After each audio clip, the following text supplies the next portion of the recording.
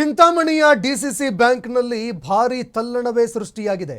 DCC ಬ್ಯಾಂಕ್ನಲ್ಲಿ 11 ಕೋಟಿ ರೂಪಾಯಿ ಅವ್ಯವಹಾರ ಆಗಿದೆ ಅನ್ನೋ ಮಾತುಗಳು ಕೇಳಿಬರ್ತಾ ಇದೆ. ಬ್ಯಾಂಕ್ ಮೇಲೆ ಸಿಐಡಿ ಅಧಿಕಾರಿಗಳು ದಿಢೀರನೆ ದಾಳಿ ಮಾಡಿದ್ದಾರೆ. ರೈತರ ಹೆಸರಲ್ಲಿ ದರೋಡೆಕೋರರು ವಂಚನೆ ಮಾಡ್ತಾ ಇರುವಂತದ್ದು ಬೆಳಕಿಗೆ ಬಂದಿದೆ. ಚಿಂತಾಮಣಿ ಸಹಕಾರ ಸಂಘಗಳ ಕರಾಳ ದಂಧೆ ಬೆಳಕಿಗೆ ಬಂದಿದೆ. 11 ಕೋಟಿ ವಂಚನೆ ಮಾಡಿದ್ದಾರೆ ಅನ್ನೋ ಗಂಭೀರ ವಿಚಾರ ಬೆಳಕಿಗೆ ಬಂದಿದೆ. ಸಿಐಡಿ ಅಧಿಕಾರಿಗಳು ದಾಖಲೆಗಳನ್ನು ಪರಿಶೀಲನೆ ಕೂಡ ಮಾಡಿದ್ದಾರೆ. ರೈತರಿಗೆ ಪಂಗನಾಮ, ನಕಲಿ ಅಕೌಂಟ್ಗಳಿಗೆ ಕೋಟಿ ಕೋಟಿ ಹಣ ಜಮೆ ಮಾಡಿದ್ದಾರೆ. ರೈತರ ಸಾಲ ಮನ್ನಾ ಯೋಜನೆಯಲ್ಲಿ ಮಹಾ ಮೋಸ ನಡೆದಿರುವಂಥದ್ದು ಬೆಳಕಿಗೆ ಬಂದಿದೆ.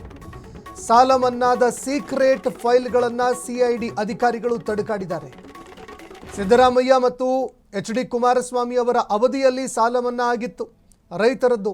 ಆದರೆ ಇವರು ಏನು ಮಾಡಿದ್ದಾರೆ, ಕೆಲವೊಂದು ನಕಲಿ ಖಾತೆಗಳನ್ನು ಸೃಷ್ಟಿ ಮಾಡಿ ಸಾಲ ಮನ್ನಾ ಹೆಸರಲ್ಲಿ ಕೋಟಿ ಕೋಟಿ ಪಂಗನಾಮ ಹಾಕಿದ್ದಾರೆ ಅನ್ನೋ ಮಾಹಿತಿಗಳು ಲಭ್ಯ ಆಗಿತ್ತು. ಈ ವಿಚಾರ ಯಾವಾಗ ಬೆಳಕಿಗೆ ಬಂತು, ರೈತರು ಕೂಡ ಒಂದು ಕ್ಷಣ ಬೆಚ್ಚಿ ಬಿದ್ದರು. ರಾಜ್ಯದ ಜನತೆ ಕೂಡ ಬೆಚ್ಚಿ ಬಿದ್ದರು. ರೈತರಿಗೆ ಲಾಭ ಆಗಬೇಕಾಗಿತ್ತು, ರೈತರಿಗೆ ಶ್ರೀರಕ್ಷೆಯಾಗಬೇಕಾಗಿತ್ತು ಈ ಸಾಲ ಮನ್ನಾ. ಚಿಂತಾಮಣಿ ತಾಲೂಕಿನ ಯನಮಲಪಾಡಿ ಇಲ್ಲಿ ಈ ಘಟನೆ ನಡೆದಿದೆ ಅನ್ನೋ ಮಾಹಿತಿಗಳು ಲಭ್ಯವಾಗ್ತಾ ಇದೆ. ಬೊಮ್ಮನಹಳ್ಳಿ, ಅಂಕಲ ಮಡುಗು, ನಂದಿಗ್ರಾಮಹಳ್ಳಿ, ನಂದಿಗಾನಹಳ್ಳಿ, ವೈಜಕೂರು, ಹುಲುಗುಮ್ಮನಹಳ್ಳಿ, ಕುರುಬೂರು, VSSN ಸೊಸೈಟಿಗಳಲ್ಲಿ ಒಟ್ಟು 11 ಕೋಟಿ ಅವ್ಯವಹಾರ ಮಾಡಿದ್ದಾರೆ ಅನ್ನೋ ಆರೋಪ ಕೇಳಿಬರ್ತಾ ಇದೆ.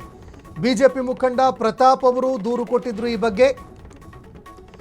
2025ರಲ್ಲಿ ಚಿಂತಾಮಣಿ ಗ್ರಾಮಾಂತರ ಠಾಣೆಗೆ ಈ ಬಗ್ಗೆ ದೂರು ಕೊಟ್ಟಿದ್ರು. ಸಿಐಡಿಗೂ ಕೂಡ ಈ ಬಗ್ಗೆ ಬಿಜೆಪಿ ಮುಖಂಡ ದೂರು ಕೊಟ್ಟಿದ್ರು. ಈ ದೂರಿನ ಬೆನ್ನಲ್ಲೇ ತನಿಖೆಗೆ ಈಗ ಸಿಐಡಿ ಅಧಿಕಾರಿಗಳು ಎಂಟ್ರಿ ಕೊಟ್ಟಿದ್ದಾರೆ. ಚಿಂತಾಮಣಿ ಡಿಸಿಸಿ ಬ್ಯಾಂಕ್ನಲ್ಲಿ ಸಿಐಡಿ ಅಧಿಕಾರಿಗಳು ತಲಾಶ್ ಮಾಡಿದ್ದಾರೆ. ಬಡವರ ಹಣ ಲೂಟಿ ಹೊಡೆದವರಿಗೆ ಸಿಐಡಿ ಅಧಿಕಾರಿಗಳು ಶಾಕ್ ಕೊಟ್ಟಿದ್ದಾರೆ. ಬ್ಯಾಂಕ್ ಆಡಳಿತ ಮಂಡಳಿಗೆ ಈಗ ನಡುಕ ಶುರುವಾಗಿದೆ.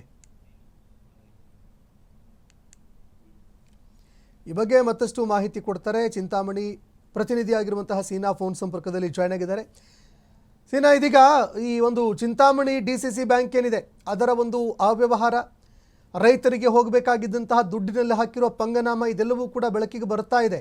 ಸಿಐಡಿ ಅಧಿಕಾರಿಗಳು ಯಾವ ರೀತಿಯಾಗಿ ದಾಖಲೆಗಳನ್ನು ಕಲೆ ಹಾಕ್ತಾ ಇದ್ದಾರೆ, ತನಿಖೆಗೆ ಮುಂದಾಗ್ತಾ ಇದ್ದಾರೆ, ಈ ಬಗ್ಗೆ ಮತ್ತಷ್ಟು ಮಾಹಿತಿ ಕೊಡೋದಾದ್ರೆ. ಈ ಹಿಂದೆ 2025ರಲ್ಲಿ ಚಿಂತಾಮಣಿ ರೂರಲ್ ಗ್ರಾಮಾಂತರದಲ್ಲಿ ಬಿಜೆಪಿ ಮುಖಂಡ ತಲಗೌಡ ಅವರು ಪ್ರಕರಣ ದಾಖಲಿಸಿದೆ ಸರ್. ಈ ಹಿಂದೆ ಅದರಲ್ಲೂ ಸಹ ಅವರು ಸಿಐಡಿ ಸಹ ದೂರನ್ನು ದಾಖಲಾದ. ಸಿಐಡಿ ದಾಖಲಾದ ನಂತರ ಏಕಾಏಕಿ ನಿನ್ನೆ ದಾಳಿಯನ್ನು ನಡೆಸಿದ್ದಾರೆ ಸರ್. ಪ್ರತಾಪ್ ರವರು ಕೊಟ್ಟ ದೂರಿನ ಮೇರೆಗೆ 2 ಕೋಟಿ ತನಿಖೆಗೆ ಹೆಚ್ಚು ಮೊತ್ತ ಹಗರಣ ಆಗಿದೆ ಅಂತೇಳಿ ಸಿಐಡಿಯಲ್ಲಿ ಒಳಪಟ್ಟಿ ಹಿನ್ನೆಲೆ ದೂರನ್ನು ನೀಡಿದ್ದಾರೆ ಸರ್. ಈಗ ರೈತರು ಎಷ್ಟು ಜನ ಇದಕ್ಕೆ ಸಂಬಂಧಪಟ್ಟಂತೆ ಗಮನಕ್ಕೆ ತಂದಿದ್ದಾರೆ ಅಂತ, ಎಷ್ಟು ಜನ ರೈತರು ಇದ್ರ ಬಗ್ಗೆ ಧ್ವನಿ ಎತ್ತಿದ್ದಾರೆ? ಸರ್, ರೈತರಿಗೆ ಎಲ್ಲ ಗೋಲ್ಮಾಲ್ ಮಾಡ್ತಾ ಇದ್ದಾರೆ ಸರ್, ಏಮಾರಿಸ್ತಾ ಇದ್ದಾರೆ ಎಲ್ಲ ರೈತರಿಗೆಲ್ಲ. ಓಕೆ, ಈಗ ಬಿಜೆಪಿ ಇಷ್ಟೇ ಅಲ್ಲದೆ ಹುಲಗುಮ್ಮನಹಳ್ಳಿ, ಕುರುಬೂರು, ನಂದಿಗಾನಹಳ್ಳಿ, VSS ಸೊಸೈಟಿಗಳಿಗೆಲ್ಲ ಸುಮಾರು 11 ಕೋಟಿ ವ್ಯವಹಾರ ನಡೆಸಲು ಎಂದು ಆರೋಪ ಮಾಡಿದ ಬಿಜೆಪಿ ಮುಖಂಡ ತಲಗೌಡ ಪ್ರತಾಪ್ ಅವರು ಸರ್. ಈಗ ಬಿಜೆಪಿ ಮುಖಂಡರು ಏನಂತಾರೆ ಈ ತನಿಖೆ ಬಗ್ಗೆ? ಸರ್, ಅವರು ಇದು ಇನ್ನ ಮುಂದೆ ಹೋದ್ರೂ ಅವರು ಸಿದ್ಧ ಇರ್ತೀರಿ, ನ್ಯಾಯ ಸಿಗ್ಬೇಕಂತೇಳಿ ಅವರು ಆದೇಶ ನೋಡ್ತಾರೆ. ಓಕೆ, ಧನ್ಯವಾದಗಳು ಸೀನಾ ನಿಮ್ಮೆಲ್ಲ ಮಾಹಿತಿಗೆ. ಇನ್ನು ಇದೀಗ ಬಿಜೆಪಿ ಮುಖಂಡ ಈ ಬಗ್ಗೆ ಒಂದು ಪ್ರಕರಣ ದಾಖಲು ಮಾಡಿದ್ದಾರೆ. 2025ರಲ್ಲಿ ದಾಖಲಾಗಿದ್ದಂತಹ ಪ್ರಕರಣಕ್ಕೆ ಸಂಬಂಧಪಟ್ಟಂತೆ ಯಾವಾಗ ಈ ಬಗ್ಗೆ ದಾಖಲೆಗಳು ಕೂಡ ಲಭ್ಯವಾಯಿತು, ಸಿಐಡಿ ಅಧಿಕಾರಿಗಳು ಕೂಡ ಈ ಬಗ್ಗೆ ತನಿಖೆ ಮಾಡೋದಕ್ಕೆ ಅಂತ ಏಕಾಏಕಿ ದಾಳಿ ಮಾಡಿದ್ದಾರೆ. ಆ ದಾಖಲೆಗಳನ್ನು ಪರಿಶೀಲನೆ ಮಾಡಿದ್ದಾರೆ.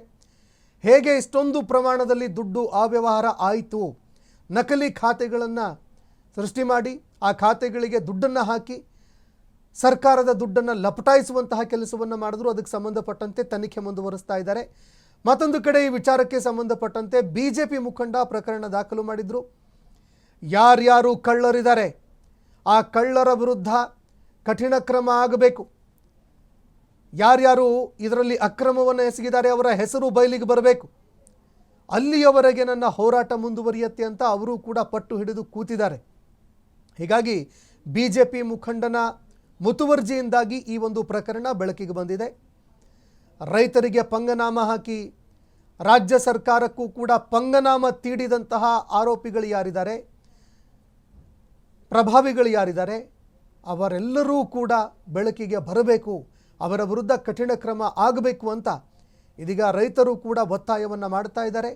ಇಲ್ಲದೆ ಹೋದರೆ ಮುಂದಿನ ದಿನಗಳಲ್ಲಿ ಈ ಬಗ್ಗೆ ತೀವ್ರತರವಾಗಿ ಹೋರಾಟ ಮಾಡ್ತೀವಿ, ಯಾವುದೇ ಕಾರಣಕ್ಕೂ ಕೂಡ ಇದನ್ನು ಇಲ್ಲಿಗೆ ಕೈ ಬಿಡೋದಿಲ್ಲ ಅಂತ ಆಕ್ರೋಶ ಹೊರಹಾಕ್ತಾ ಇದ್ದಾರೆ.